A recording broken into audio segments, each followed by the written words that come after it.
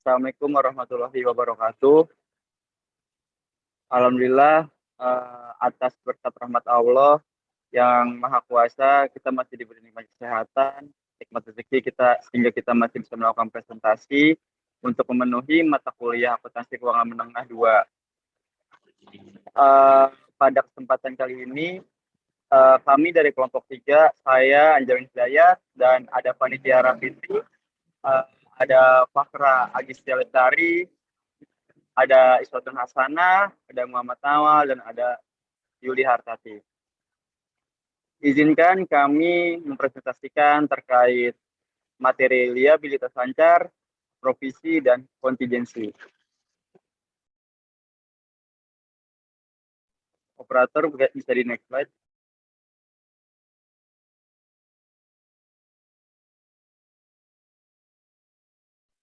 Ya, sebelumnya uh, karena kita dari awal sudah terfokuskan ya untuk membahas liabilitas lancar, sebelum kita masuk ke yang lebih dalam, tentunya kita harus mengetahui karakteristik yang penting dalam liabilitas. Karakteristik liabilitas itu terdapat menjadi 3. Yang pertama itu ada kewajiban masa kini. Maksudnya apa kewajiban masa kini? Bahwa kewajiban ini yaitu ditulis pada saat periode tersebut. Maksudnya ini akan berkorelasi dengan poin 2, timbul dari peristiwa masa lalu. Maksudnya begini, jadi contohnya ketika kita membeli barang ya, ketika kita membeli barang di suatu perusahaan, namun kita membayarnya itu secara kredit, itu akan menimbulkan kewajiban. Artinya kewajiban tersebut ya berdasarkan masa lalu, atas kejadian masa lalu. Kemudian yang ketiga, menyebabkan arus keluar sumber daya. Contohnya itu uang, barang, atau jasa. Ya pastinya ketika kewajiban itu timbul atau ada, pastinya kita harus melunaskan kewajiban tersebut, entah itu dengan cara membayar secara cash, barang, atau jasa.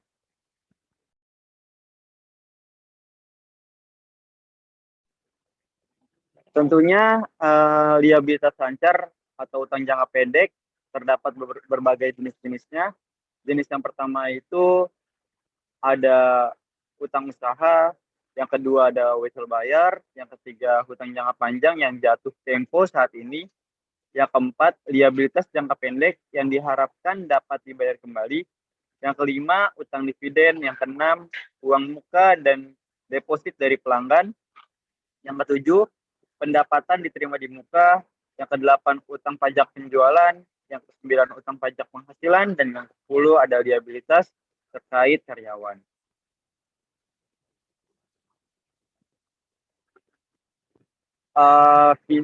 Kita akan memasuki jenis dari liabilitas lancar yang pertama, yaitu ada utang usaha. Utang usaha sendiri atau bisa kita dalam artikan lain sebagai utang dagang, merupakan saldo yang harus dibayarkan kepada orang lain untuk barang, perlengkapan atau jasa yang sudah kita beli. Gitu. Dengan pembayaran nanti, atau bisa dibilang pembayaran ini secara kredit.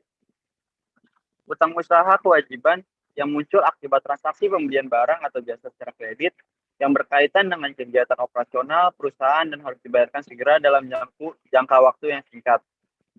Nah, di dalam utang usaha ini terdapat persyaratan-persyaratan, misalnya 2/10 yang bisa diartikan ketika pembayarannya kurang lebih dari 10 hari atau pas dari 10 hari, itu akan mendapatkan diskon 2%. N/30 dengan jatuh tempo selama 30 hari atau 1/10 ketika pembayaran dilakukan sebelum 10 hari atau pas 10 hari, maka akan mendapatkan 1%, dan IOM yang bisa kita artikan sebagai in of month, yaitu ya jatuh temponya itu di akhir bulan. Meskipun dia pelaporannya misalkan di tanggal 25 Maret, ya artinya kalau ketika persyaratan IOM berarti harus di akhir bulan in of month.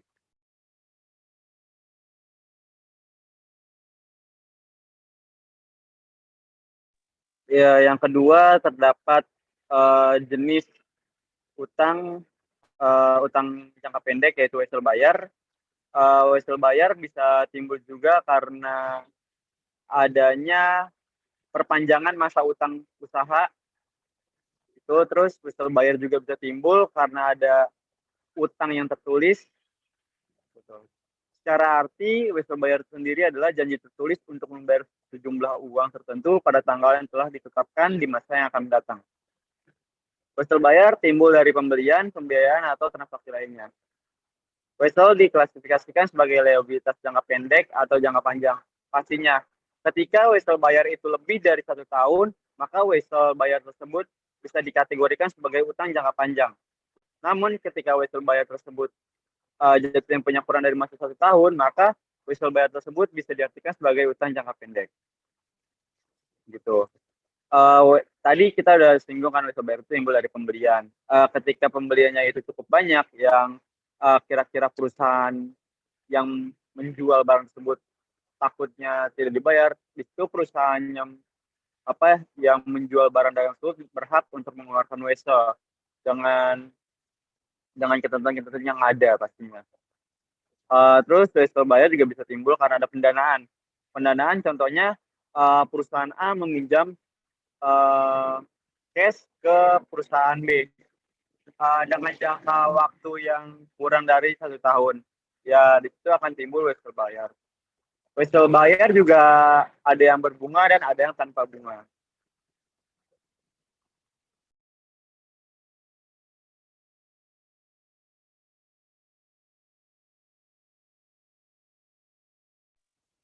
Di sini kita langsung masuk ke contoh soal pertama.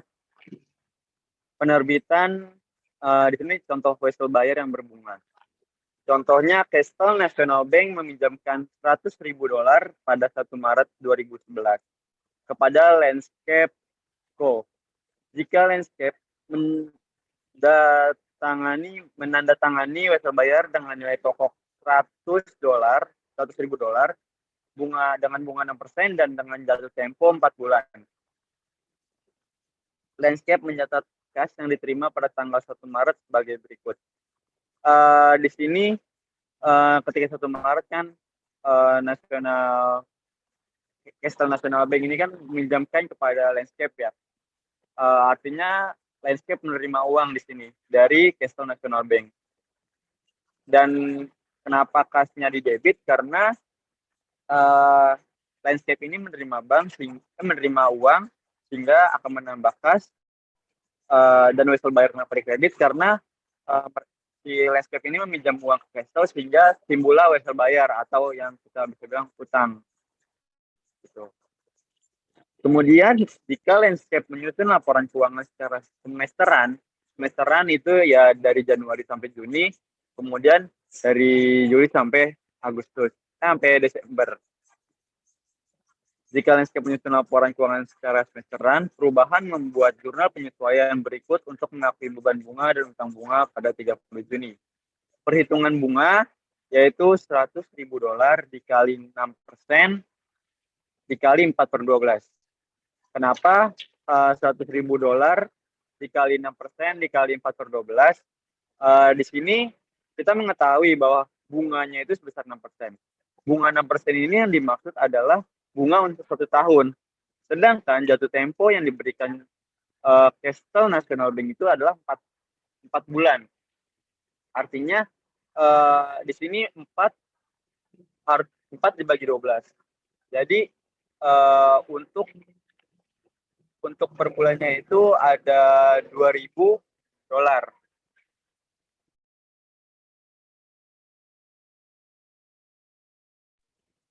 Jadi untuk perhitungan bunganya itu ada $2.000. Sehingga kita laporkan yaitu beban bunga pada utang bunga sebesar 2.000. Kenapa utang bunga? Tadi kita di sini menggunakan prinsip interest bearing note, ya kan, interest bearing note, sehingga akan memunculkan akun baru yaitu utang bunga.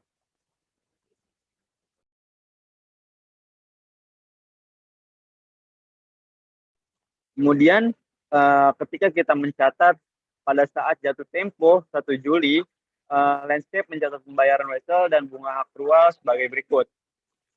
Tadi kita sama-sama mengetahui bahwa Landscape meminjam uang ke Castle National Bank itu sebesar $100.000. Artinya wesel bayarnya itu sebesar $100.000. Karena dia udah melunasi, sehingga wesel bayar harus didebitkan karena utangnya berkurang. Lalu utang bunga pun sama. Ketika dalam pelunasan bunganya itu, utang bunganya itu sudah dilunaskan sehingga didebitkan. Kemudian kas yang keluar sebesar 102.000. Akumulasi dari wesel bayar dan utang bunga.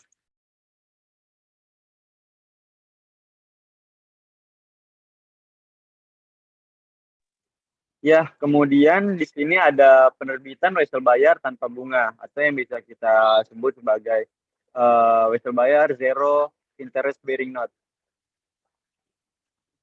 Penerbitan wesel bayar tanpa bunga yang bisa kita sebut. Pada tanggal 1 Maret, di sini Landscape menerbitkan wesel bayar tanpa bunga senilai 102.000 dengan jangka waktu 4 bulan kepada Castle National Bank.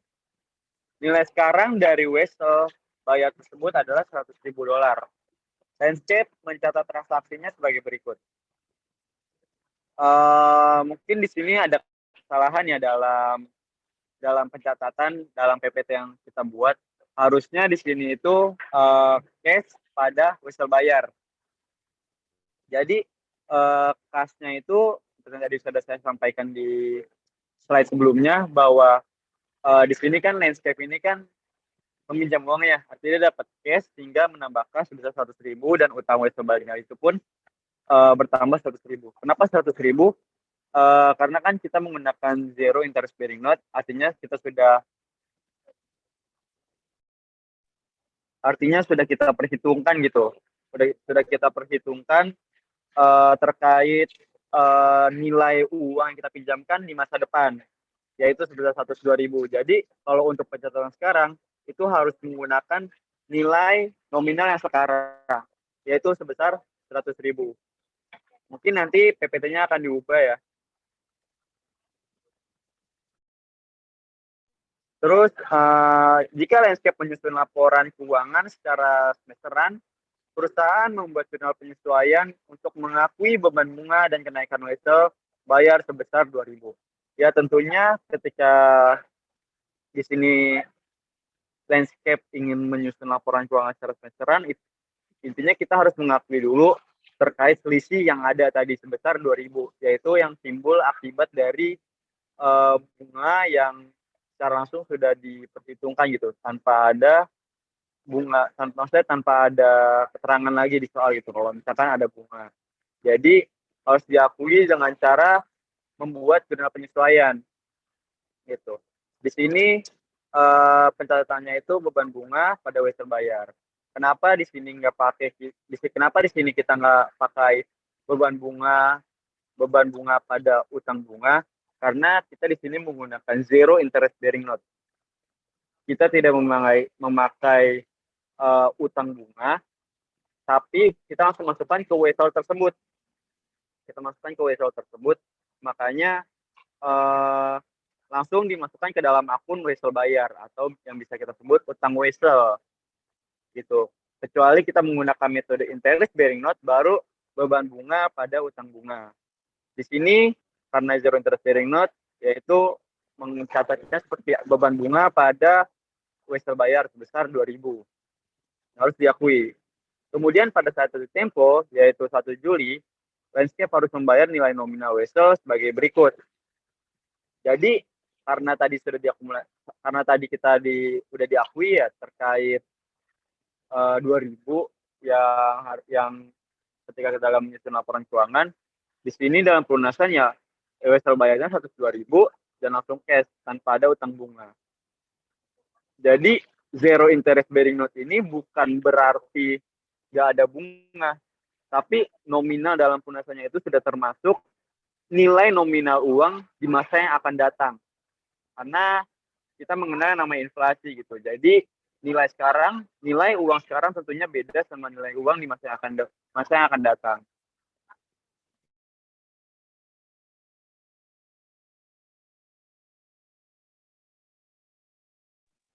Ya, masuk lagi ke kategori jenis utang jangka pendek yang ketiga, yaitu ada utang jangka panjang yang jatuh tempo saat ini.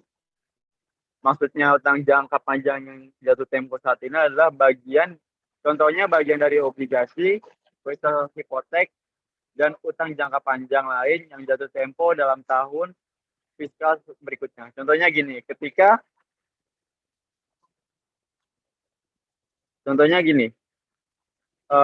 ketika perusahaan meminjam uang ke bank sebesar 100 juta dengan jangka waktu yang lebih dari setahun, ya kan, itu kan udah kategori utang jangka panjang kan. Terus terdapat pelunasan, terus terdapat pelunasan yang harus dibayarkan dalam jangka waktu 1 tahun atau kurang sejak tanggal pelaporan. Maka proporsi tersebut harus dipisah dari total hutang bank. Jadi nanti akan masuk ke dalam akun hutang bank lancar. Jadi ketika pelunasannya itu misalkan potongannya itu kurang dari tahun, itu harus dilaporkan. Utang jangka panjang yang jatuh tempo saat ini tidak termasuk dalam utang jangka panjang saat ini adalah jika diselesaikan dengan akumulasi aset yang belum ditunjukkan sebagai aset lancar. Kedua, jika dibiayai kembali atau refinance atau diselesaikan di daur ulang yang didarui uang yang diterima melalui utang baru, atau yang ketiga dikonversi menjadi saham biasa.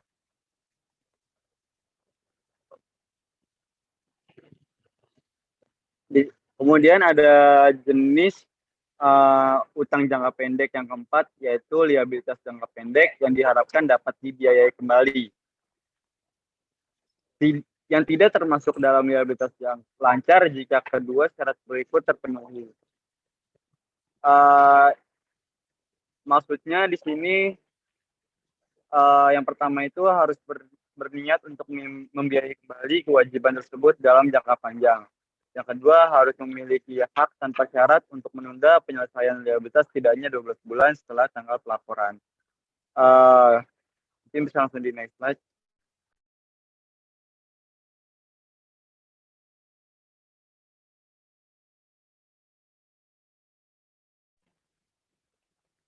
Di sini ada contoh soal L13 strip 4 terkait pembayaran kembali utang jangka pendek.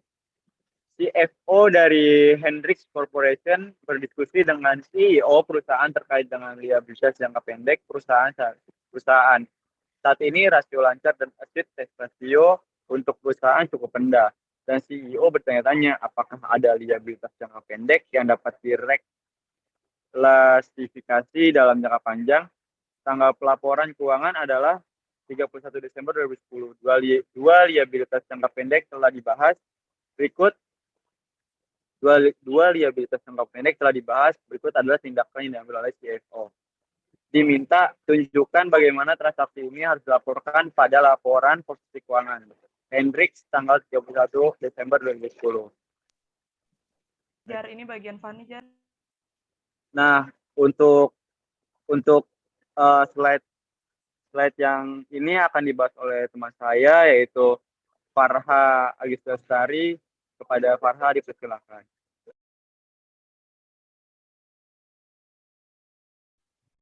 Baik, untuk pembahasan selanjutnya akan dilanjutkan oleh saya, Farha Agista Lestari.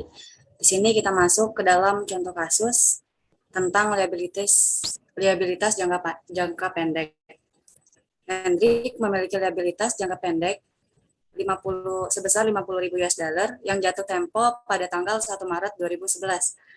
CFO membahas dengan kreditornya apakah pembayaran dapat diperpanjang sampai 1 Maret 2013 jika Hendrik setuju untuk memberikan tambahan agunan. Kesepakatan tercapai pada 1 Februari 2011 untuk mengganti persyaratan pinjaman, yakni memperpanjang jatuh tempo kewajiban sampai dengan tanggal 1 Maret 2013. Laporan keuangan telah disetujui untuk diterbitkan pada tanggal 1 April 2011.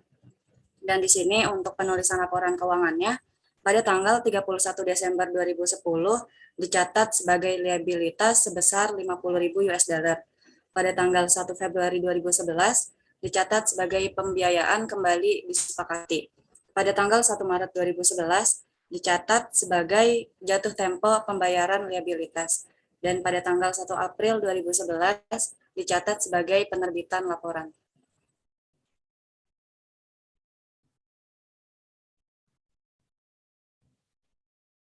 Untuk selanjutnya, contoh soal yang kedua. Maaf, untuk lanjutan yang tadi di atas, di sini masih sama contoh kasusnya, tetapi untuk pencatatan pada jurnalnya pada tanggal 31 Desember 2010 dicatat sebagai liabilitas lancar sebesar 50.000 US dollar karena kesepakatan tersebut tidak berlaku per tanggal pelaporan, yaitu pada tanggal 31 Desember 2010. Artinya liabilitas harus dilaporkan sebagai liabilitas lancar. Masuk ke dalam contoh soal yang kedua. Di sini transaksinya, Hendrik juga memiliki liabilitas jangka pendek lain sebesar 120.000 US dollar yang jatuh tempo pada tanggal 15 Februari 2011. Dalam pembahasannya dengan pemberi pinjaman, kreditor setuju untuk memperpanjang tanggal jatuh tempo sampai 1 Februari 2011. Perjanjian ditandatangani pada tanggal 18 Desember 2010. Laporan keuangan diotorisasi untuk diterbitkan pada tanggal 31 Maret 2011. Dan laporan keuangannya dicatat pada 4 transaksi. Yang pertama, pada tanggal 18 Desember 2010 dicatat sebagai pembiayaan kembali disepakati. Yang kedua, 31 Desember 2010 dicatat sebagai liabilitas sebesar 120.000 US dollar. Yang ketiga, 15 Februari 2011 dicatat sebagai jatuh tempo pembayaran liabilitas. Dan yang terakhir, 31 Maret 2011 dicatat sebagai penerbitan laporan.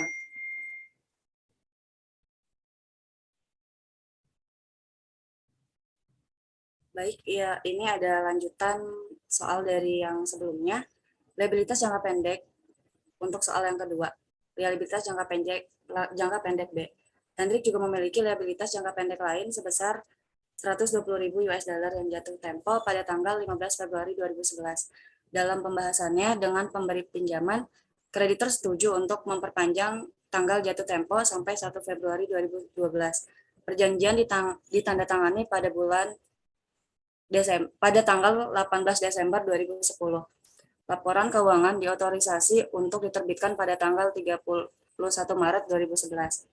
Dan untuk pencatatan laporan keuangannya pada tanggal 18 Desember 2010 dicatat sebagai pembiayaan kembali disepakati karena pada tanggal 18 Desember di sini perjanjian tersebut ditandatangani. Dan yang kedua yaitu 31 Desember 2010 dicatat sebagai liabilitas tidak lancar sebesar 120.000 US dollar.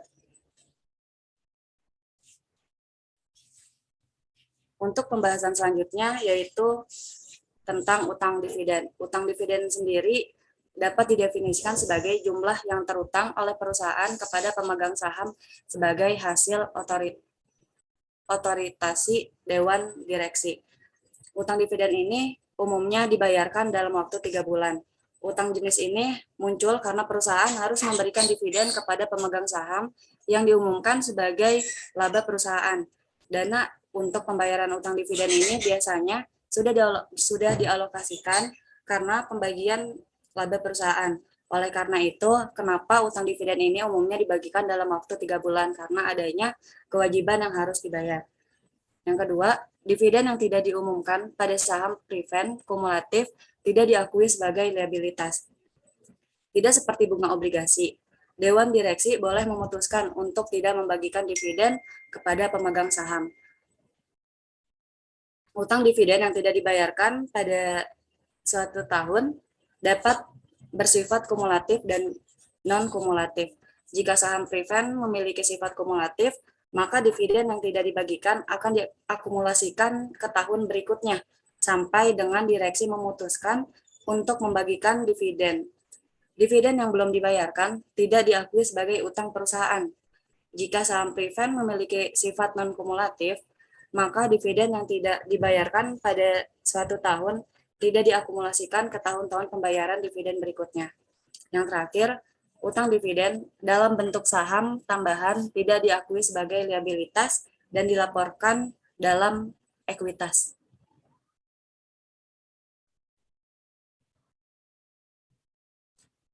Selanjutnya yaitu pembahasan tentang uang muka dan deposit dari pelanggan.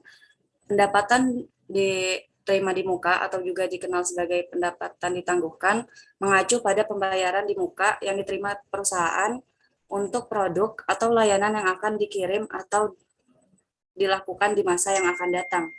Perusahaan yang menerima pembayaran di muka mencatat jumlah tersebut sebagai pendapatan yang ditangguhkan. Pendapatan yang ditangguhkan masuk ke dalam liabilitas atau kewajiban karena mencerminkan pendapatan yang belum diperoleh dan mewakili produk atau layanan yang terhutang kepada pelanggan. Karena produk atau layanan dikirimkan dari waktu ke waktu, produk tersebut diakui secara personal sebagai pendapatan pada laporan laba rugi. Di sini pada uang muka dan deposit dari pelanggan terdapat 2 poin. Yang pertama, setoran tunai yang terima dari pelanggan dan karyawan yang dapat dikembalikan. Dan yang kedua, dapat uang muka dan deposit dari pelanggan dapat diklasifikasikan sebagai liabilitas lancar atau liabilitas tidak lancar. Pendapatan atau penjualan yang sesungguhnya yang belum merupakan hak perusahaan pada periode yang bersangkutan, tetapi pembayarannya sudah terlebih dahulu diterima oleh perusahaan karena jumlah yang diterima itu belum merupakan pendapatan atau penjualan untuk periode yang bersangkutan. Maka jumlah ini merupakan suatu uang muka yang diterima oleh perusahaan dan termasuk dalam kategori kewajiban jangka pendek atau current liabilities. Pendapatan diterima di muka biasa dikenal dengan prepaid atau yang biasa dikenal dengan prepaid income. Pendapatan ini terjadi karena adanya pembayaran dari konsumen, namun produk dan jasanya belum diberikan oleh perusahaan. Dari sisi pelanggan, pendapatan diterima di muka masuk dalam aset lancar. Sementara dari sisi penjualan, pendapatan diterima di muka dianggap sebagai kewajiban.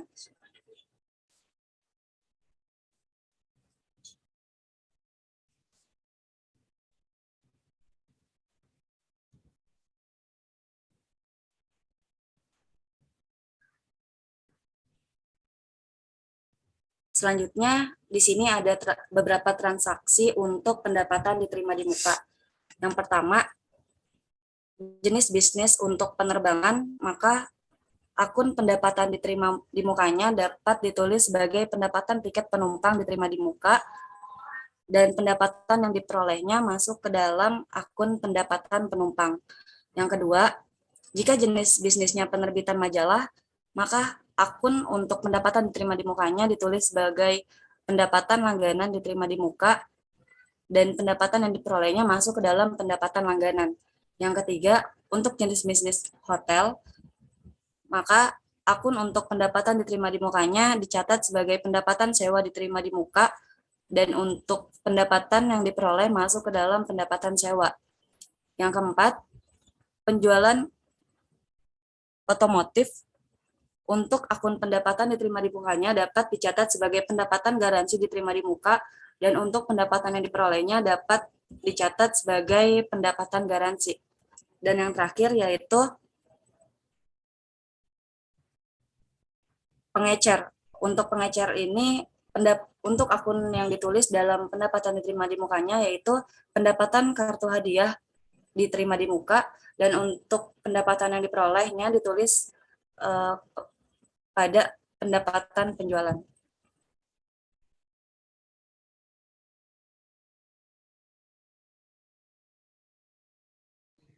Selanjutnya saya Muhammad Nawal akan meneruskan slide ke depan.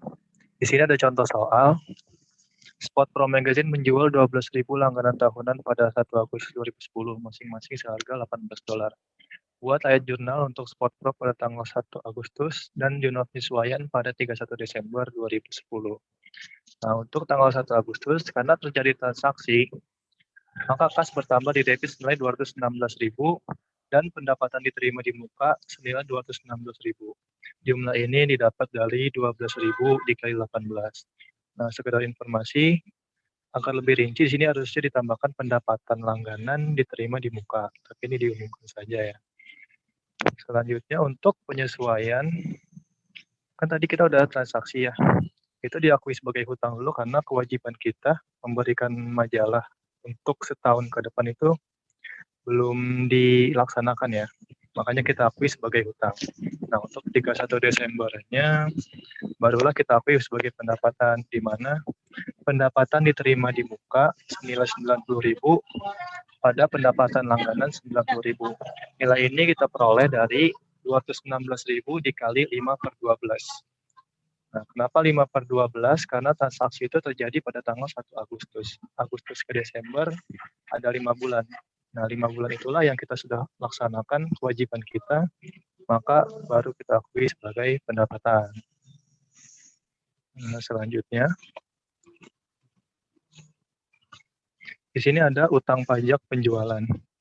Retailer must collect. Retailer harus mengumpulkan pajak penjualan atau pajak pertambahan nilai (PPN) dari pelanggan atas perpindahan barang pribadi yang berwujud dan atas layanan tertentu, serta kemudian menyerahkan pajak tersebut kepada otoritas pemerintah yang tepat.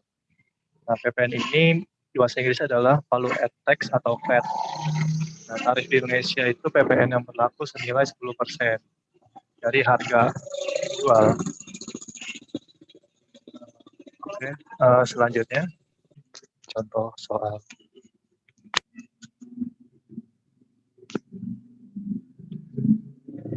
Nah, di sini ada contoh soal.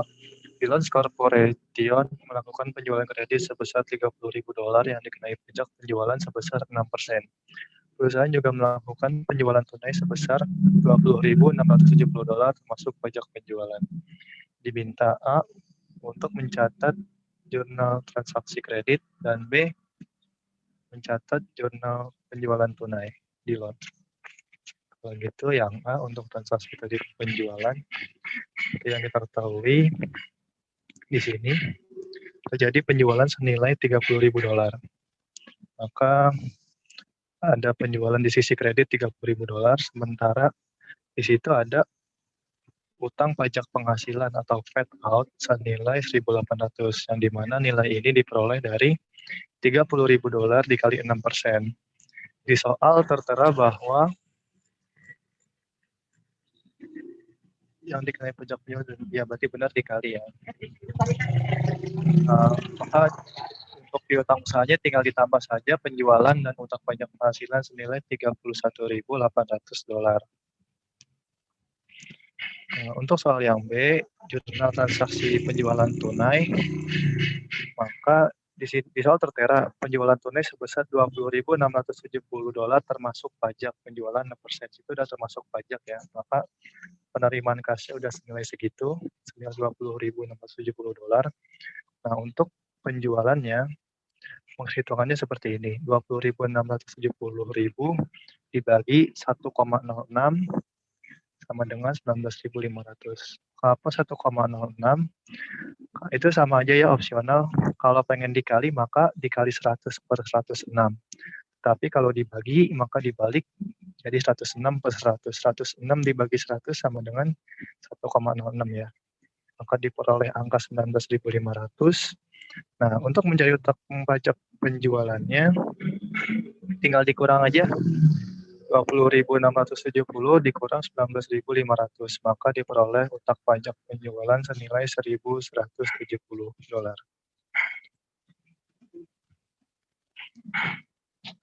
Selanjutnya mengenai utang lancar, ada utang pajak penghasilan. Bisnis harus mempersiapkan pengembalian pajak penghasilan dan menghitung utang pajak penghasilan. Utang pajak penghasilan itu apa sih? Kalau di Indonesia itu termasuk PPh 21 ya, orang pribadi. Utang pajak itu merupakan liabilitas lancar yang mana nggak sampai 1 tahun dan biasanya harus dibayarkan bulan selanjutnya ya. Yang kedua, perusahaan harus melakukan pembayaran pajak berkala. Nah, seperti yang saya jelaskan tadi, Utang pajak penghasilan itu dibayarkan ketika seseorang menerima penghasilan atau gaji. Di Indonesia itu kita ketahui secara umum PPh 21 dengan tarif yang berlaku. Nah, oleh karena itu, pembayaran pajak berkala maka dilakukan setiap bulan. Yang ketiga, perbedaan antara penghasilan kena pajak dan penghasilan akuntansi kadang terjadi.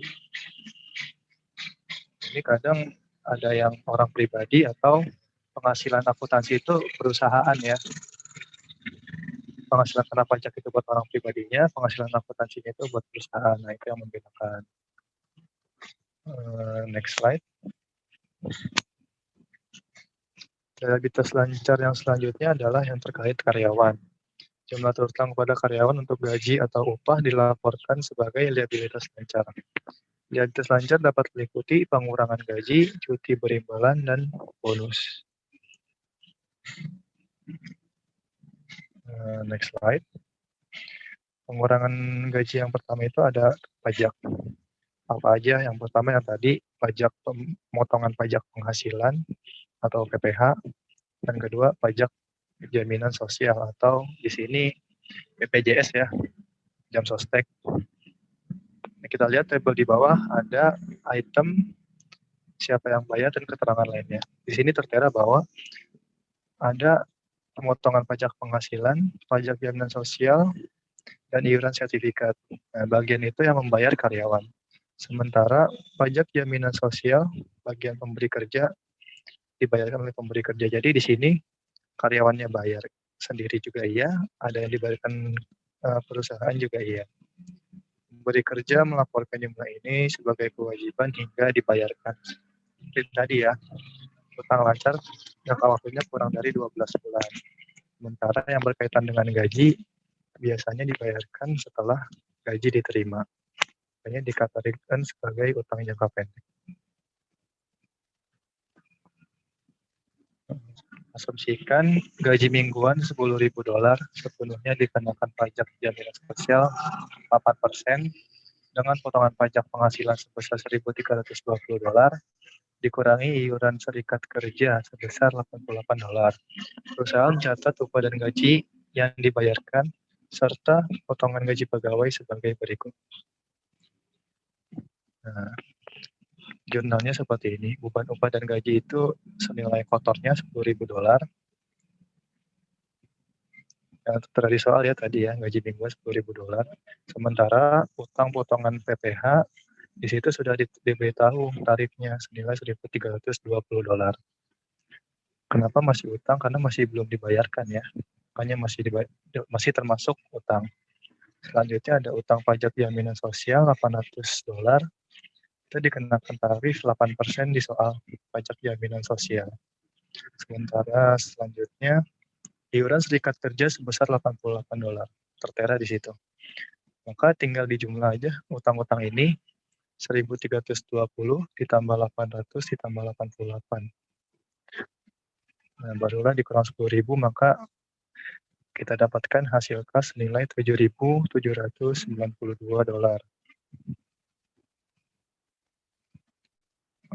Selanjutnya ada lagi. Asumsikan gaji mingguan sebesar $10.000 sepenuhnya dikenakan pajak jaminan sosial 8%. Dengan potongan pajak penghasilan sebesar $1.320 dikurangi iuran serikat kerja $88. Perusahaan mencatat penghasilan karyawan sebagai berikut. Nah, ini menjurnal beban pajak gaji ya. Tadi yang 8% itu pajak jaminan sosial. Maka jurnalnya adalah beban pajak gaji pada utang pajak jaminan sosial $800.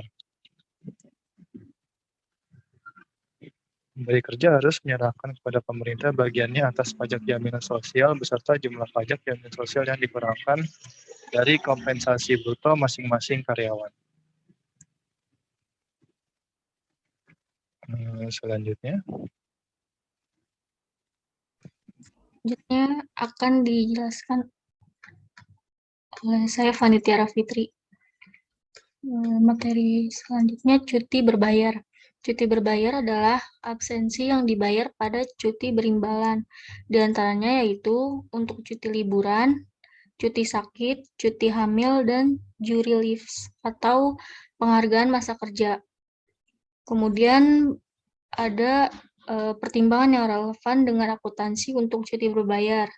Yang pertama ada hak yang diperoleh atau hak vested.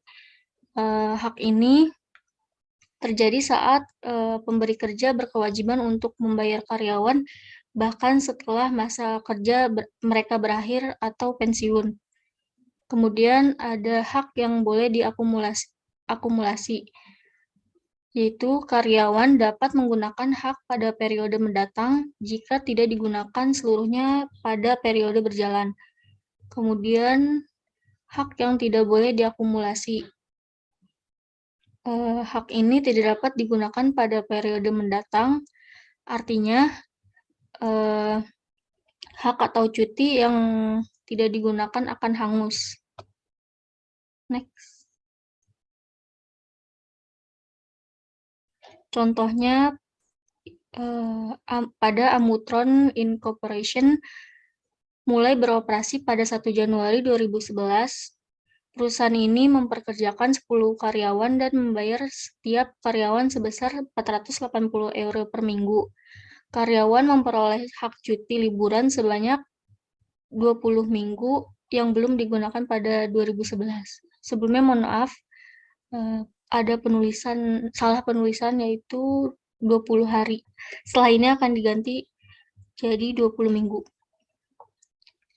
Kemudian pada tahun 2012, karyawan menggunakan cuti liburan, tetapi sekarang mereka masing-masing mendapat 540 euro per minggu. Nah, Amutron mengakui akumulasi cuti berimbalan pada 31 Desember 2011 sebagai berikut.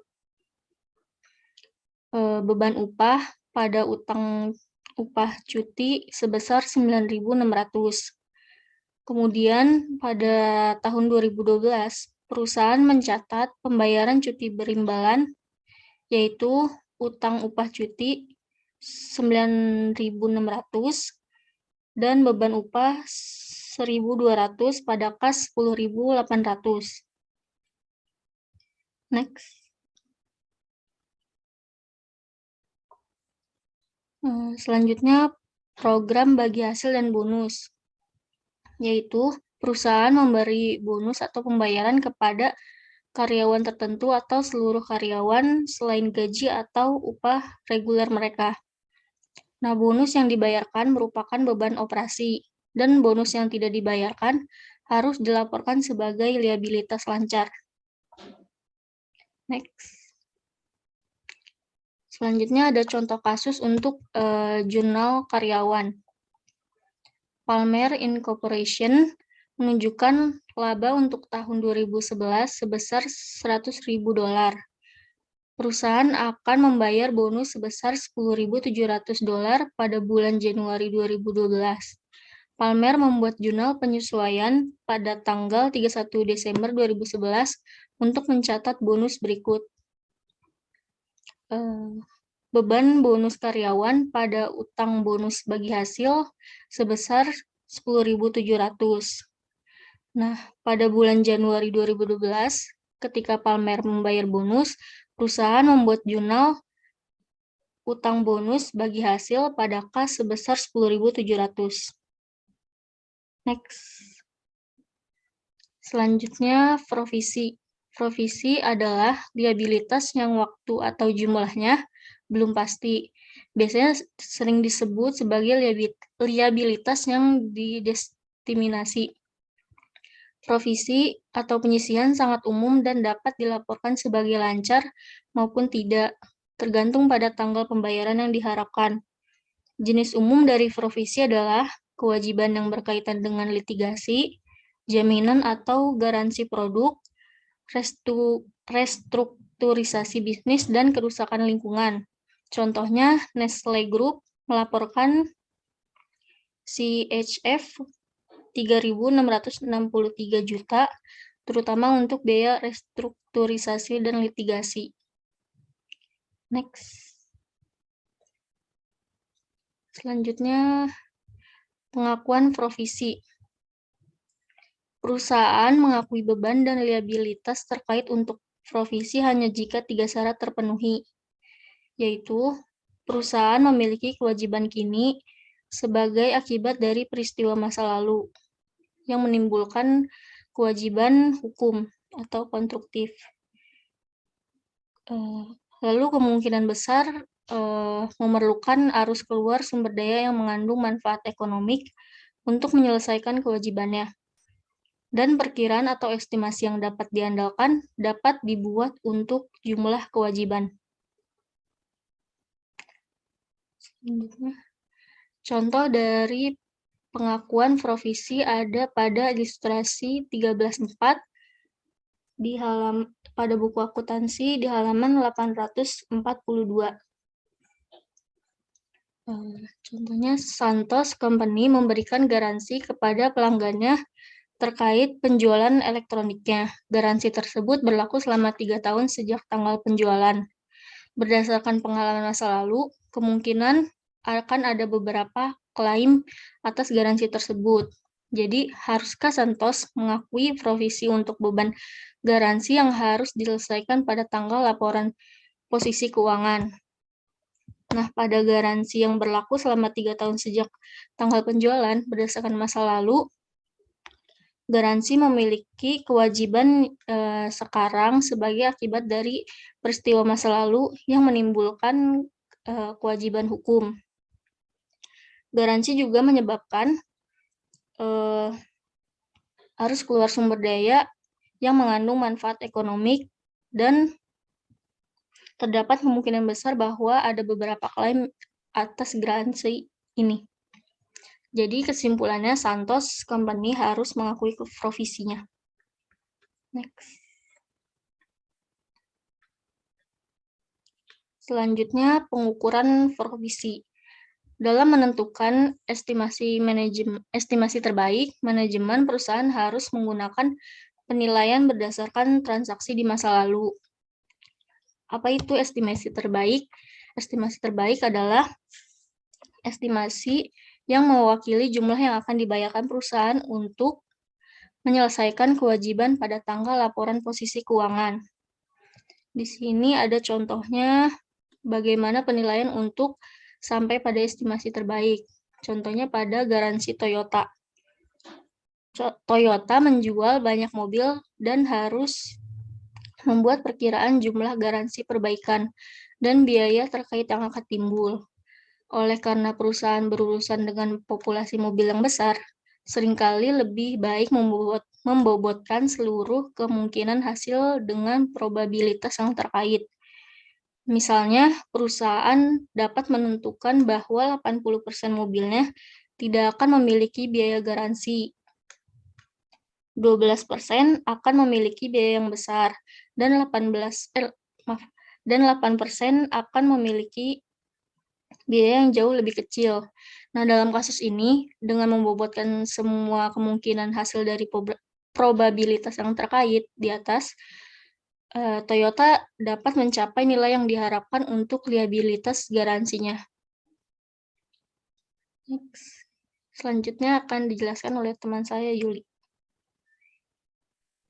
Ya, untuk slide ini akan dijelaskan oleh saya, Yuli Hartati, yang dimana di sini terdapat jenis-jenis umum provisi. Yang pertama itu ada perkara pengadilan. Nah, dalam menentukan keharusan suatu kewajiban ini tuh dicatat terkait dengan perkara pengadilannya yang ditunda dan yang mengancam. Jadi kemungkinan hasilnya itu merugikan dan kemampuan untuk membuat perkiraan yang relevan terkait jumlah kerugian yang akan ditimbulkan. Nah, dalam melaporkannya pun dalam laporan keuangan penyebab perkaranya tersebut harus dicatat. Jadi pada saat terjadinya perkara tersebut. Nah, dalam mengevaluasi kemungkinan kerugian tersebut, jadi perusahaan mempertimbangkan pendapatan kuasa hukumnya, sifat perkara tersebut dalam pengadilan. Nah, jadi tanggapan manajemen serta pengalaman yang dihadapi perusahaan lain ketika menghadapi kasus yang serupa. Lalu untuk tuntutan yang belum diajukan dan klaim serta pengenaan yang belum dinyatakan, perusahaan itu harus nentuin kemungkinan kerugian dan kemungkinan tuntutan yang diterima pengadilan atau kemungkinan perusahaan dapat menyatakan klaim. Lalu yang kedua ada biaya jaminan atau bisa kita sebut juga garansi. Nah, biaya jaminan atau garansi sebuah produk ini tuh biasanya masuk ke salah satu bentuk kontingensi kerugian. Maksudnya adalah perjanjian itu kontraktual yang disepakati pihak penjual yang memberikan klaim terhadap pembeli untuk memperbaiki menurunnya entah itu kuantitas, kualitas, atau kinerja suatu produk. Nah, jaminan seperti ini tuh biasanya diterapkan oleh perusahaan manufaktur yang dimana bersifat untuk menarik konsumen dalam strategi marketingnya. Itu lalu yang ketiga ada premi atau kupon. Nah, premi dan kupon ini tuh salah satu bentuk strategi pemasaran yang dimana dilakukan oleh perusahaan untuk menarik minat dari konsumen terhadap produk yang dijual. Nah, premi juga biasanya itu berbentuk hadiah yang disertai dengan pembelian produk. Nah, sedangkan kupon sendiri itu bentuknya pengganti dari potongan tunai atas produk yang ditukarkan. Nah, biaya premi maupun kupon ini dicatat sebagai beban pada periode berjalan nanti. Nah, biaya premi yang ditawarkan dibebankan itu kepada beban premi dan kewajiban yang melekat pada premi tersebut tuh dikreditkan pada akun estimasi kewajiban untuk premi. Lalu yang keempat ada kewajiban lingkungan. Nah, setiap perusahaan terutama itu biasanya di industri eksplorasi sumber daya alam itu harus mematuhi kode etik tanggung jawab sosial. Nah, dalam hal ini tanggung jawab yang berwawasan lingkungan seperti kayak pengolahan limbah, konservasi hutan dan kegiatan lainnya. Meskipun pengaruhnya tidak signifikan terhadap operasi perusahaan, tapi biaya yang dikeluarkan itu tidaklah kecil gitu, sehingga kewajiban yang ditimbulkan juga sangat besar. Nah, selain itu, untuk industri semacam ini tuh pembangunan dan operasi aktiva berjangka panjang yang itu melibatkan kewajiban masa pergantian aktiva yang telah habis umur manfaatnya. Lalu perusahaan berkewajiban terhadap biaya-biaya yang bersangkutan dengan penghentian aktiva tersebut. Jadi perusahaan tidak boleh mencatat biaya penghentian aktiva yang dikapitalisasi tersebut pada akun yang terpisah. Lalu yang kelima ada onerous kontrak atau kontrak yang memberatkan. Nah, itu adalah kontrak atau perjanjian tertulis yang menyatakan biaya yang tidak dapat dihindari untuk menjalankan kontrak tersebut melebihi manfaat yang diperoleh. Kayak contohnya, misalnya ada sebuah PT itu menyewa sebuah bidang tanah dan bangunan dari PTB. Nah, selama 5 tahun sebagai sewa operasi dan menjalankan produksinya di tempat bangunan tersebut, maka pada tahun kedua akibat beberapa pertimbangan, PTA misalnya melakukan relokasi pabriknya ke tempat lain. Nah, namun tidak dapat membatalkan sewa operasi dengan PTB yang masih memiliki sisa 3 tahun. Gitu. Lalu yang keenam ada restrukturisasi. Restrukturisasi itu membuat kewajiban konstruktif yang berupa pembayaran pesangon untuk karyawan yang di PHK. Nah, perusahaan itu harus mencatat provisi atas kewajiban konstruktif apabila perusahaan memiliki perencanaan terkait restrukturisasi sebelumnya. Dalam hal bisnis atau bagian usaha yang ditutup, terus lokasi, fungsi, dan perkiraan jumlah tenaga kerja yang diberikan kompensasi atas pemutusan hubungan kerja, ataupun seluruh pengeluaran yang akan terjadi ketika rencana tersebut direalisasikan. Next. Lalu ada provisi litigasi, yaitu perusahaan harus mempertimbangkan beberapa faktor dalam menentukan apakah akan mencapai liabilitas sehubungan dengan proses pengadilan yang tertunda atau terancam, atau juga kemungkinan klaim. Yang pertama itu tingkat probabilitas bahwa gugatan dapat diajukan atau klaim dapat penilaian ditegaskan. Yang kedua, kemungkinan hasilnya tidak menguntungkan. Nah, misalnya badan pengatur menyelidiki Naughty Company atas pelanggaran perdagangan dan melakukan tindakan penegakan hukum. Klaim pribadi atas 3 kali perusahaan untuk ganti rugi. Dalam kasus ini, berarti Naughty Company harus menentukan probabilitas atas klaim yang ditegaskan dan kemungkinan 3 kali kerusakan yang diakibatkannya. Jika keduanya besar kemungkinan terjadi, maka kerugian tersebut dapat diestimasi secara wajar, dan jika penyebabnya tindakannya sebelum tanggal laporan, maka Naughty Company harus mengakui liabilitas. Next.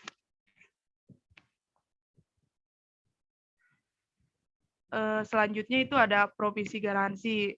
Garansi atau waranti itu jaminan produk adalah janji yang dibuat oleh penjual kepada pembeli untuk mengganti kerugian, seperti yang dijelaskan tadi, mengganti kayak kekurangan jumlah, kualitas, atau kinerja suatu produk. Nah, garansi dan jaminan itu menimbulkan biaya di masa depan.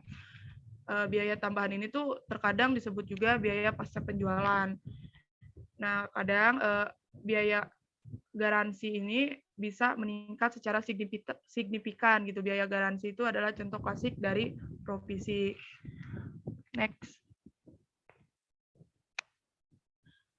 Lalu ada juga metode dasar akuntansi untuk biaya dasar garansi.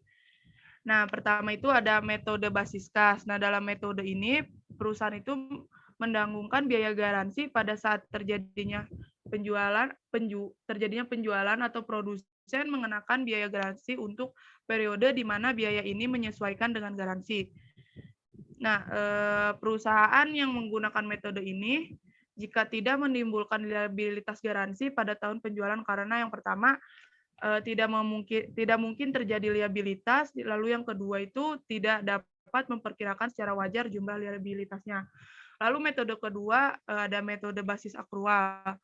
Nah, metode ini tuh di mana perusahaan mengenakan biaya beban operasi pada tahun penjualan. Nah, perusahaan harus mengenakannya meskipun garansi merupakan bagian integral dari dan tidak terpisahkan dari penjualan dan dipandang sebagai provisi. Pendekatan ini juga disebut sebagai pendekatan beban garansi. Next. Nah, di sini juga ada premi dan kupon. Nah, perusahaan itu juga harus mengenakan biaya premi dan kupon untuk dibebankan pada periode penjualan yang mendapatkan keuntungan dari program tersebut. Pertama, estimasi jumlah penawaran premi yang belum ditukarkan yang konsumen akan tukarkan. Lalu yang kedua, ada hitungan biaya penawaran premium ke beban premium dan hutang dan kredit hutang premium. Sebagai contoh, Fluffy Cake Company menawarkan kepada pelanggannya mangkuk adonan yang besar dengan menukar 25 sen dan 10 guntingan stiker pada kemasan box top. Bagi Fluffy Cake Company, biaya per unit mangkuk adalah 75 sen dan perusahaan memperkirakan bahwa pelanggan akan menebus 60% dari box tops. Penawaran premi dimulai pada bulan Juni 2011 dan mengakibatkan penjualan transaksi di bawah ini.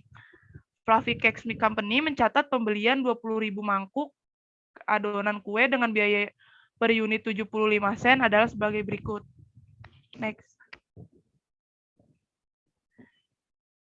Nah, berarti akunnya adalah persediaan mangkuk adonan pada kas, yaitu dengan persediaan mangkuk adonan sebesar 15.000 dan kasnya sebesar 15.000 juga. Lalu jurnal untuk mencatat penjualan 300.000 kotak adonan kue seharga 80 sen akan menjadi kas pada penjualan, yang dimana kasnya sebesar 240.000 itu dari 300.000 dikali 80 sen dan penjualan sebesar 240.000 juga. Lalu Fluffy mencatat penebusan aktual 60.000 box top, penerimaan 25 sen per 10 box top, dan pemberian mangkuk adonan adalah sebagai berikut. Yang pertama itu ada kas sebesar 1.500, yang dimana itu dari 60.000 dibagi 10, yaitu 60.000-nya 60.000 box top, dan penerimaan yang itunya 10 box top dikali dengan 25 sen. Lalu ada beban premi sebesar 3.000. Nah, jadi akunnya kas pada beban premi. Lalu ada persediaan mangkuk adonan sebesar 4.500, yaitu perhitungannya di mana 60.000 yaitu jumlah box top lalu dibagi 10 dikali 0,75 sen dan hasilnya 4.500. Lalu yang terakhir, Fluffy membuat jurnal penyesuaian akhir periode untuk estimasi liabilitas atas penawaran premi yang masih beredar atau box top sebagai berikut. Itu beban premi sebesar 6.000 pada liabilitas premi itu sebesar 60.000. Perhitungannya yaitu total box top yang terjual pada tahun 2011 adalah 300.000. Lalu total perkiraan penebusan itu 60%, yaitu jadinya 180.000. Lalu box top yang ditebus pada tahun 2011 itu 60.000. Jadi total perkiraan penebusan dikurangi box top yang telah ditebus, yaitu berarti perkiraan penebusan pada masa depan adalah 180.000 dikurangi 60.000, yaitu menghasilkan 120.000 box top. Jadi perkiraan biaya klaim yang masih beredar adalah 120.000 dibagi dengan 10 dikali dengan 75 sen dikurangi 25 sen, maka sebesar $6.000. Next. Lalu ada provisi lingkungan, di mana sebuah perusahaan harus memiliki liabilitas lingkungan. Jadi ketika memiliki kewajiban hukum yang ada terkait dengan penghentian aset berumur panjang dan ketika memperkirakan jumlah liabilitas. Nah, contohnya itu ada kejadian yang membutuhkan catatan provisi lingkungan. Yang pertama itu penutupan fasilitas nuklir.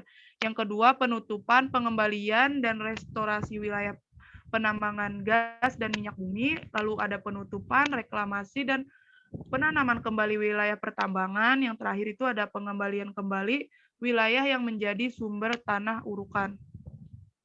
Contohnya, pada tanggal 1 Januari 2011, Wildcat Oil Company mendirikan sebuah lokasi eksploitasi minyak di Teluk Meksiko. Wildcat secara hukum diharuskan untuk membongkar dan memindahkan peralatan pada akhir umur manfaatnya yang diperkirakan berusia 5 tahun. Wildcat memperkirakan bahwa pembongkaran dan pemindahan akan menelan biaya sebesar $1 juta berdasarkan tingkat diskonto 10%. Nilai wajar liabilitas lingkungan diperkirakan $620.920. Nah, Wildcat mencatat liabilitas ini sebagai berikut. Next. Nah, maka jurnal pada tanggal 1 Januari 2011 adalah platform pengeboran pada liabilitas lingkungan, yaitu di mana platform pengeborannya sebesar $620.920 dan liabilitas lingkungannya juga sama $620.920. Lalu selama umur aset, Wildcat mengalokasikan biaya perolehan aset sebagai beban.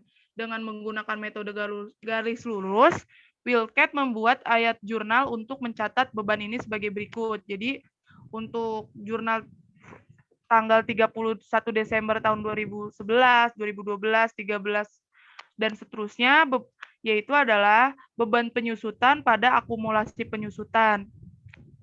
Yang dimana beban penyusutan ini tuh sebesar $124.184 ya. Nah, biaya platform pengeborannya sebesar $620.920 dan tahunnya sebanyak 5 tahun. Jadi $620.920 dibagi 5 sebesar $124.184.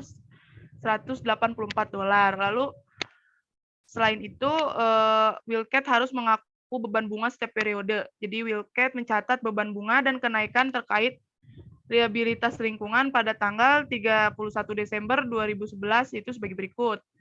Jadi jurnal 31 Desember 2011 adalah itu beban bunga pada liabilitas lingkungan, yang dimana beban bunganya sebesar $62.092, yaitu dari $620.920 dikali 10%. Nah, jadi liabilitas lingkungannya pun $62.092. Lalu pada tanggal 10 Januari 2016, Wilket menandatangani kontrak dengan Reclaimers Inc. untuk membongkar peralatan dengan harga kontrak sebesar $995.000. Wilket membuat jurnal untuk mencatat penyelesaian liabilitas sebagai berikut. Jadi untuk jurnal pada tanggal 10 Januari 2016 adalah liabilitas lingkungan $1 juta pada keuntungan atas penyelesaian liabilitas lingkungan $5.000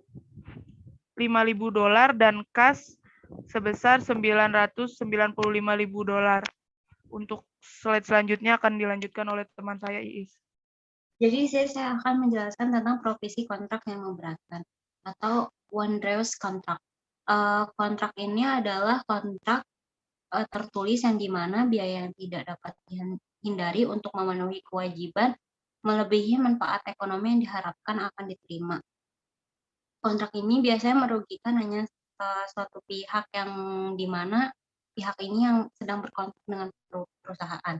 Contohnya, Sumar Support beroperasi secara menguntungkan di pabrik yang telah disewa dan membayar sewa bulanan. Sumar memutuskan untuk memindahkan operasi ke fasilitas lain, namun sewa di fasilitas lama berlanjut untuk 3 tahun ke depan. Sayangnya, Sumar tidak bisa membatalkan sewa dan tidak akan bisa menyalurkan pabriknya ke pihak lain. Biaya yang diharapkan untuk memenuhi kontrak yang memberatkan ini adalah €200.000. Dalam hal ini, Sumar membuat ayat jurnal berikut. Jurnalnya itu kerugian atas kontrak sewa itu ada di debit dan liabilitas kontrak sewa ada di kredit.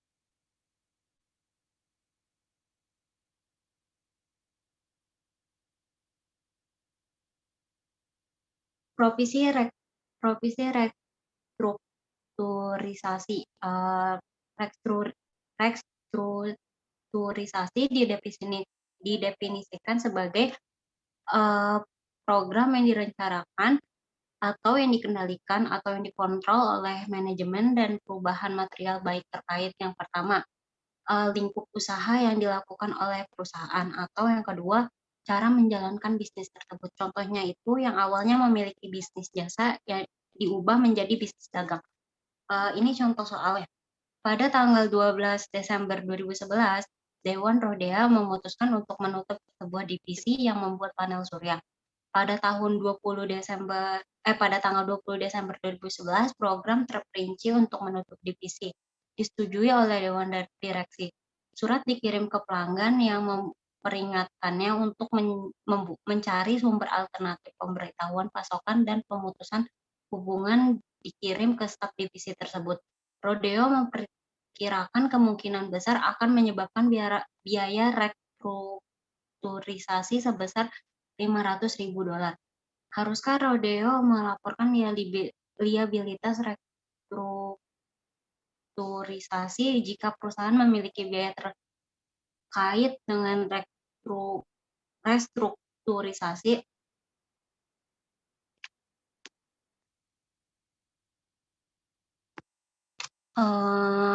Jadi provisi diakui pada tanggal 31 Desember 2011 untuk estimasi terbaik dalam penutupan divisi ini sebesar $500.000. Asuransi diri.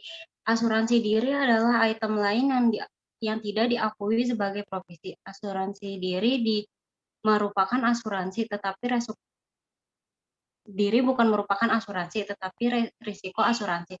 Terdapat sedikit pembenaran teoritis untuk pembentukan liabilitas. Berdasarkan asumsi biaya terhadap beban asuransi, kondisi untuk akrual dinyatakan di IFRS tidak dipenuhi sebelum terjadinya suatu kejadian.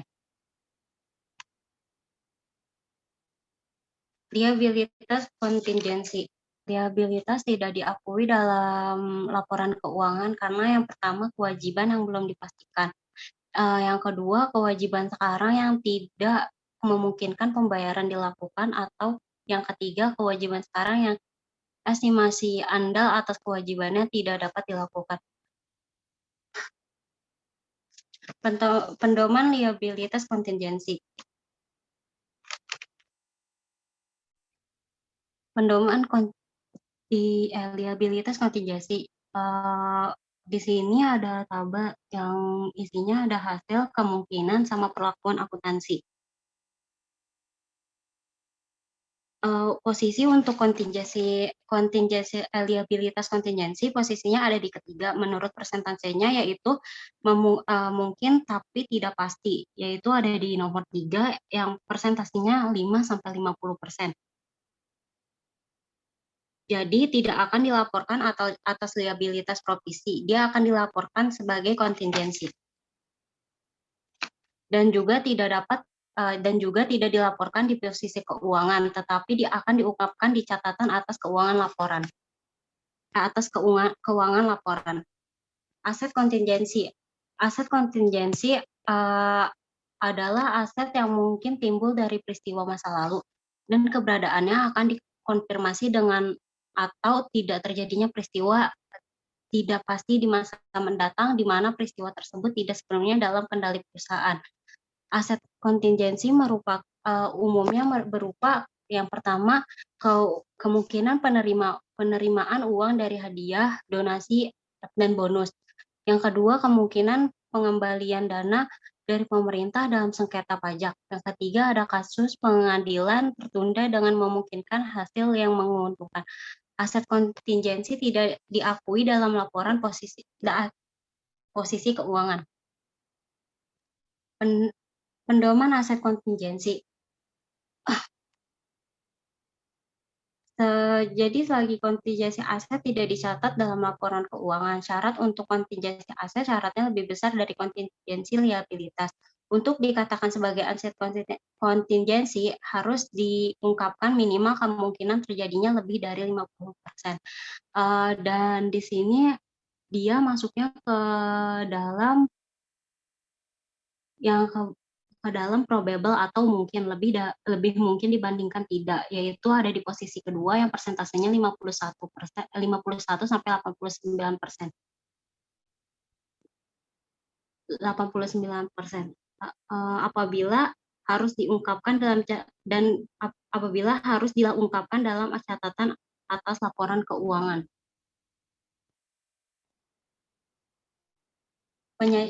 Penyajian liabilitas lancar.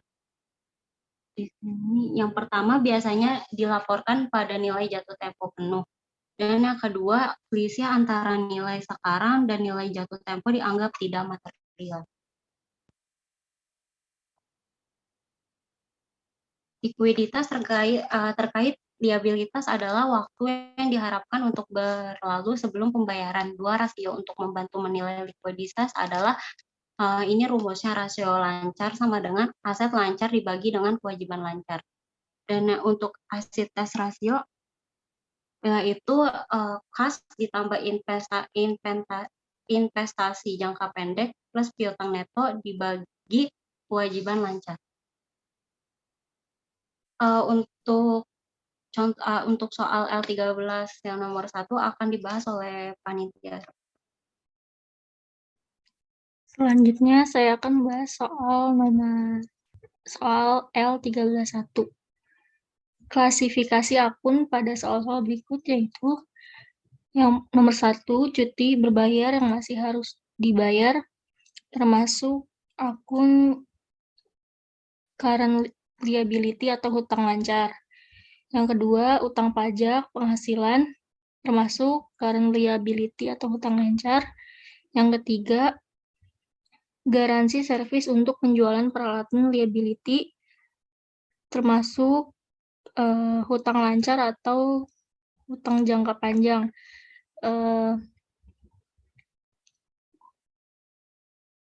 Tergantung ketentuan waktu garansinya. Lalu yang keempat, utang pajak jaminan sosial, current liability atau hutang lancar. Yang kelima, klaim cedera pribadi tertunda, footnote, disclosure, assume possible not probable. Artinya, tergantung catatan kaki yang tertulis pada jurnal tapi asumsikan mungkin atau tidak mungkin. Yang keenam, bonus yang dibayarkan kepada karyawan. termasuk current liability. Yang ketujuh, deposito yang diterima dari pelanggan untuk menjamin pelaksanaan kontrak, termasuk current or non-current liability, depending upon the time involved. Artinya, hutang lancar atau hutang jangka panjang, tergantung pada waktu yang terlibat. Yang kedelapan, utang pajak penjualan, termasuk current liability. Yang kesembilan, sertifikat hadiah yang dijual kepada pelanggan tapi belum ditebus, termasuk current liability. Yang 10, penawaran premi yang masih beredar, termasuk current liability. 11, utang usaha, termasuk current liability. 12, pemotongan gaji pegawai yang belum terkirim, termasuk current liability. 13, bagian lancar dari utang jangka panjang yang akan dibayar dari aset lancar, termasuk current liability.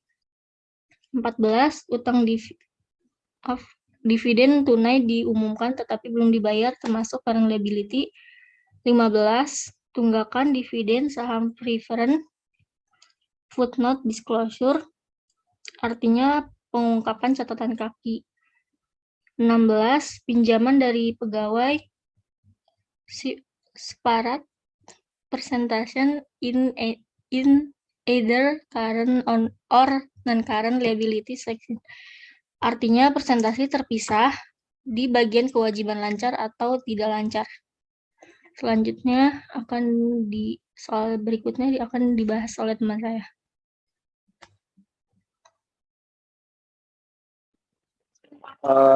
Sebelumnya suara saya terdengar jelas nggak, teman-teman? Jelas, Jar, jelas. Jelas. Ya, di sini saya akan mencoba menjelaskan terkait dari latihan 13.2 utang usaha dan hasil bayar. Saya pertama-tama akan menyampaikan terkait soalnya berikut ada transaksi pada tanggal 1 September membeli persediaan dari Orion Company seharga $50.000. Darby mencatat pembelian bruto dan menggunakan sistem persediaan periodik. Terus ada 1 Oktober menerbit Darby Corporation menerbitkan hasil bayar sebesar $50.000 dengan jangka waktu 12 bulan dan 8% kepada Orion untuk pembayaran utang. Dan tanggal 1 Oktober juga meminjam uang sebesar $75.000 dari Shore Bank yang menandatangani hasil bayar dengan jangka waktu 12 bulan tanpa bunga sebesar $81.000. Diminta yang pertama itu A, buatlah ayat jurnal untuk transaksi di atas. B, buatlah ayat jurnal penyesuaian pada tanggal 31 Desember. Dan C, hitunglah total liabilitas neto yang harus dilaporkan pada laporan proses keuangan 31 Desember. Untuk level 1 untuk level bayar tanpa bunga, kedua level bayar tanpa bunga. Di sini ada A buat terkait pembuatan jurnal untuk transaksi 1 September dan 1 Oktober. Di 1 September 2020 kan Orion Company membeli persediaan ya dengan $50.000. Darby mencatat pembelian bruto dan menggunakan sistem persediaan periodik. Karena periodik, jadinya akun yang tercatat yaitu purchase pada akun payable. Kalau sistem perpetual mungkin ada terkait dia langsung ke manajer, langsung ke persediaan ya, langsung ke persediaan pada utang. Terus di tanggal 1 Oktober karena menerbitkan hasil bayar sebesar $50.000 dengan jangka waktu 12 bulan, 8% dibayarkan kepada Orion untuk pembayaran utang. Maka di sini jurnalnya yaitu account payable pada notes payable sebesar $50.000. Kemudian pada tanggal 1 Oktober lagi Darby Corporation meminjam uang sebesar $75.000 dari Shore Bank dengan menandatangani wesel bayar dengan jangka waktu 12 bulan tanpa bunga 12 bulan tanpa bunga sebesar 80.000. Jadi cash pada notes payable sebesar $75.000. Kenapa bukannya $81.000? Jadi seperti yang tadi di depan sudah dijelaskan bahwa nilai sekarang itu dan di transaksi ini menggunakan zero interest, menggunakan zero interest ya. Jadi pakai yang dimasukkan $75.000. Jadi dengan dicatat yaitu cash atau not payable sebesar $75.000.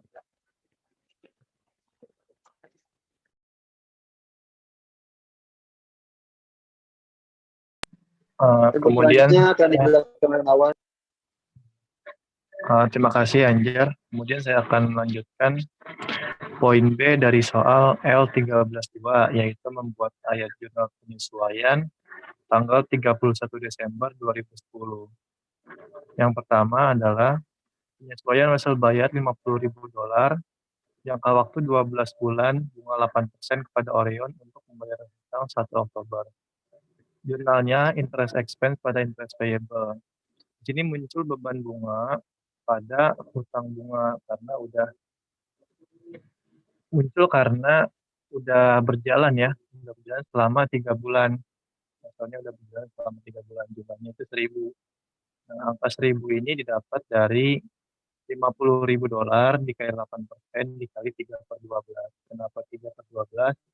Karena dari 1 Oktober ke 31 Desember itu ada 3 bulan ya, kita menggunakan 1 bulan. Nah, oleh karena itu didapatlah hasil $1.000 hutang bunganya.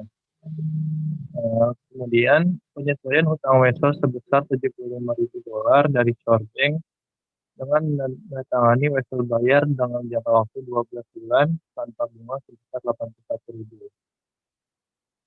Jumlahnya secara garis besar sama ya untuk hutang bunga, yaitu beban bunga pada hutang bunga atau interest expense pada not payable.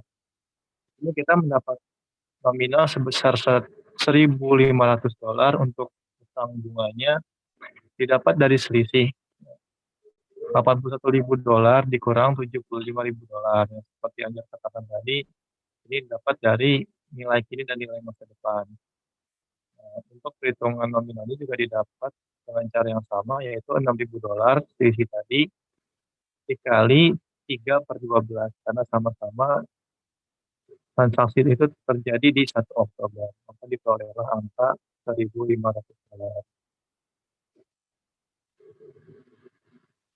Selanjutnya akan dijelaskan oleh kawan saya. Selanjutnya yaitu Darby Corporation yang bagian C. Hitungan liabilitas neto yang harus dilaporkan pada laporan posisi keuangan 31 Desember untuk kedua wesel. Ini untuk jurnal wesel bayar yang berbunga, yaitu notes payable sebesar $50.000 ditambah interest payable. Totalnya yaitu $51.000. Dan yang kedua yaitu wesel bayar tanpa bunga.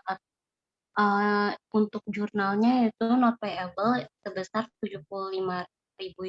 Not payable-nya itu $1.500. Ini buat nanti akan diubah menjadi US dollar bukan persen, yaitu dijumlahkan hasilnya menjadi $76.500. Selanjutnya akan dibahas oleh Farha. Baik, untuk selanjutnya di sini ada contoh transaksi pada latihan S13 strip 2. Di sini ada beberapa transaksi dari Sales Department Store untuk tahun berjalan yang berakhir pada tanggal 31 Desember. Transaksi yang pertama, pada tanggal 5 Desember, toko tersebut menerima $500 dari The Jackson Pliers sebagai deposito yang akan dikembalikan setelah furnitur tertentu yang akan digunakan dalam produksi dikembalikan pada tanggal 15 Januari. Transaksi yang kedua, selama bulan Desember, penjualan tunai mencapai $798.000 yang meliputi pajak penjualan 5% yang harus dibayarkan otoritas pajak negara pada tanggal 15 bulan berikutnya. Transaksi yang ketiga, pada tanggal 10 Desember, toko membeli 3 truk mengangkut seharga $120.000 secara tunai. Titik tersebut dibeli saat tarif pajak penjualan yang berlaku sebesar 5%. Yang keempat, toko menentukan bahwa biaya yang akan dikeluarkan untuk mengembalikan area di sekitar salah satu tempat parkir pokoknya saat toko tutup dalam 2 tahun adalah sebesar $100.000. Skyzel memperkirakan nilai wajar kembali pada tanggal 31 Desember adalah $84.000.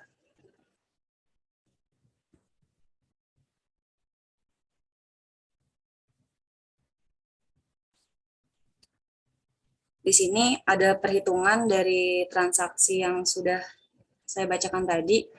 Pada transaksi yang pertama, pada tanggal 5 Desember, toko tersebut menerima $500 dari Jackson Flyer sebagai deposito yang akan dikembalikan setelah furnitur tertentu yang akan digunakan dalam produksi dikembalikan pada tanggal 15 Januari. Untuk jurnalnya sendiri, dicatat dalam cash pada returnable deposit sebesar $500.000. Dan kenapa ini masuknya ke dalam kewajiban? Karena di dalam transaksinya disebutkan bahwa menerima sebesar 500 dan akan dikembalikan setelah furnitur tertentu. Dan akan dikembalikan setelah furnitur. Jadi, dan yang kedua, selama bulan Desember, penjualan tunai mencapai $798.000 yang meliputi pajak penjualan 5% yang harus dibayarkan otoritas pajak negara pada tanggal 15 bulan berikutnya. Dan untuk jurnalnya, cash pada debit sebesar $798.000, sales pada kredit sebesar $760.000, dan $760.000 ini didapatkan dari hasil didapatkan dari kas dibagi dengan 1,05 dan 1,05 ini didapatkan dari pajak penjualan barang mewah. Dan yang terakhir, untuk jurnalnya sales tax payable pada kredit sebesar $38.000 dan ini didapatkan dari hasil dari penjualan dikalikan dengan 5%. Ya, untuk slide terakhir akan dijelaskan oleh saya Yuli Hartati. Nah, untuk yang nomor 3 ini, soalnya pada tanggal 10 Desember, toko membeli 3 truk pengangkut seharga $120.000 secara tunai. Titik tersebut dibeli saat tarif pajak penjualan yang berlaku sebesar 5%. Berarti jurnalnya truk pada cash, yang dimana seharga $126.000, yang dimana harga truknya itu $120.000 dikali dengan 1,05%, yang dimana itu merupakan tarif PPNBM atau pajak barang mewah. Nah, lalu untuk soal yang nomor 4, toko menentukan bahwa biaya yang akan dikeluarkan untuk mengembalikan area di sekitar salah satu tempat parkir pokoknya saat toko tutup dalam 2 tahun adalah sebesar $100.000. Skuld memperkirakan nilai wajar kewajiban pada tanggal 31 Desember adalah sebesar $84.000. Jadi jurnalnya adalah parking lot pada environmental liability, yang dimana besarannya itu sesuai dengan nilai wajar yang diketahui pada tanggal 31 Desember adalah sebesar $84.000. Alhamdulillah telah selesai presentasi terkait materi liabilitas lancar, provisi dan kontingensi dari kelompok kami, yaitu kelompok 3. Semoga apa yang kami presentasikan, apa yang kami sampaikan bisa teman-teman cermati, bisa teman-teman pahami, dan semoga bisa menjadi ilmu yang bermanfaat untuk teman-teman, dan jangan lupa untuk diaplikasikan setiap ilmu yang kami sampaikan. Mungkin dari kelompok kami kurang lebihnya mohon maaf. Bila sisa tidak hak, pasti itu khairat. Wassalamualaikum warahmatullahi wabarakatuh.